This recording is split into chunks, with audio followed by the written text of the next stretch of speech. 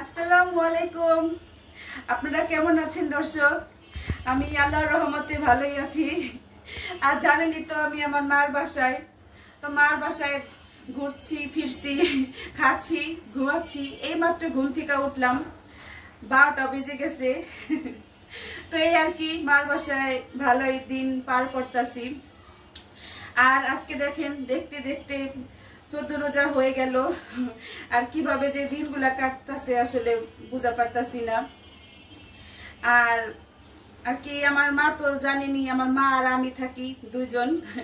তাই আসলে আমি অত একটা ভিডিও আপনাদের দিতে পারতাছি না। মানে কি দেখাবো, আমি তো আমার বাসাতে সারাদিন যে কাজকামগুলো করতাম বা রান্না বাড়া সেগুলো দেখাই আপনাদের, কিন্তু আমি তো এখন সেগুলো দেখাতে পারতাছি না। মানে আমার কোনো কাজ নাই, তাই একটু আমার ভিডিওটা একটু উল্টা পুল্টা হইতেছে। দর্শক আপনারা কিছু মনে করবেন না, আপনারা একটু কষ্ট করে দেখবেন। আর আমার যদি আমার ভিডিওতে কোনো ভুল ভ্রান্তি হয়ে থাকে তা আমাকে আপনারা জানাবেন, আমি শুধরিয়ে নেওয়ার চেষ্টা করব।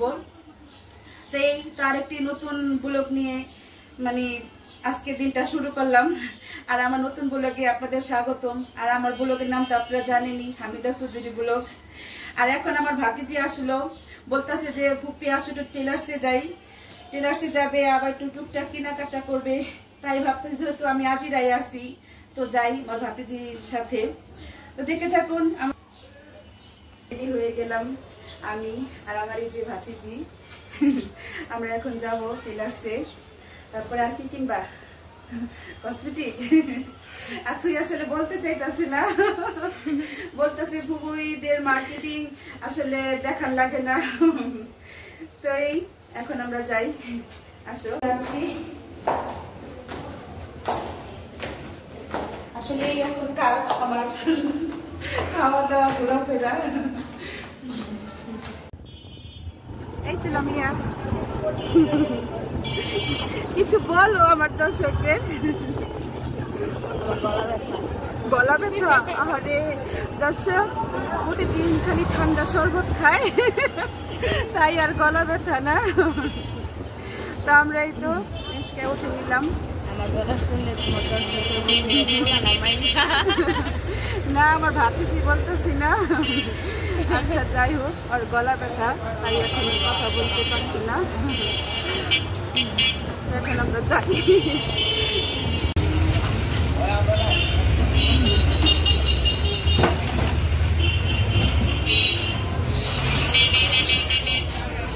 টেলার্স থেকে এসে এখন আবার একটু টুকটাক কেনাকাটা করবো ভাতিজি। এই দেখেন, জুতা নিবা এটা? তো ওই দেখতেছে, এই যে হ্যাঁ, তুমি বোরখা দেওয়া সুন্দর লাগবে তোমার পরলে। জুতার দোকানে আসছে এখন,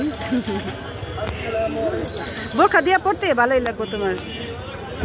আর ভাতিজি দেখতেছে কি কি নিব। হ্যাঁ,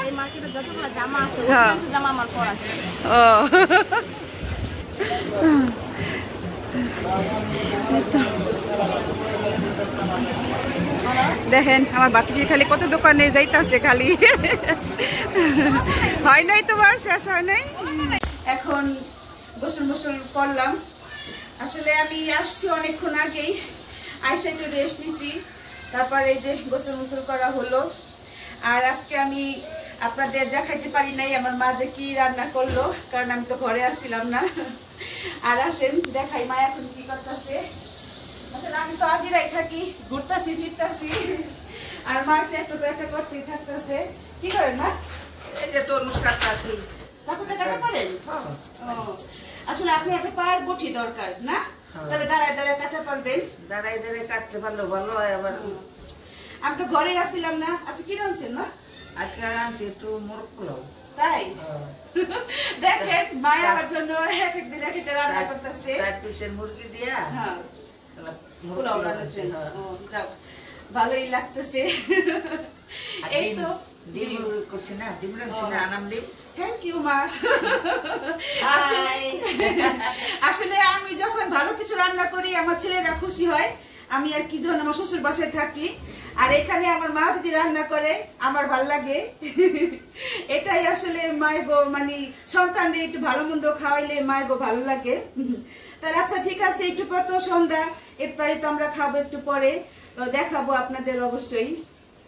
এই তো সব ইফতার মায় রেডি করতেছে। আর আপনারা তো জানেনই তেমন একটা ভাজাভাজি পছন্দ করেন আমার মায়। তো এই আছে, তাই মায়ের তো এখন রান্না করে আর জানি কি করতেছে, তা আমি একটু ভিডিও করতেছি। কই মা আসেন। তো এখন আমরা ইফতার করব, মানে এখন তো আজান দেয় নাই, আজান দেওয়ার সময় হয় নাই। এই তো দর্শক দেখেন, এখন আমি এই যে খেতে বসলাম। আসলে আজান তো অনেক আগেই দিছে, আমরা তো ভাজা ভুজা খাই না জানেন আপনারা, শুধু একটু শরবত খাইছি আর একটু ফল টল খাইছি। তো এখন এই যে মার হাতের রান্না মোরগ পোলাও সেটা খাইতেছি। আসলে মার হাতের রান্না অনেক মজা হয়, সবার মার হাতের রান্নার কথা প্রশংসা করে না রামিয়া? অবশ্যই, আর আমার দাদির হাতের রান্না তো অবভিয়াসলি ভালো হবে। খাওয়া দাওয়া শেষ করি, আর আমি আসলে টুকটাক যাই করি আমার মার বাসায় সেটা দেখানোর চেষ্টা করি আপনাদের। তো আজকে আমার এই ব্লগ, আজকে আমার যদি ব্লগটি ভালো লাগে আপনাদের সবাই আমাকে লাইক কমেন্ট শেয়ার করবেন, আর এখনো যারা সাবস্ক্রাইব করেন নাই তারা সাবস্ক্রাইব করবেন। আর এত পর্যন্ত যারা আমার ভিডিওটি দেখতেছেন দেশ এবং দেশের বাহিরে, তাদেরকে অসংখ্য ধন্যবাদ। এভাবেই সবাই আমার পাশে থাকবেন।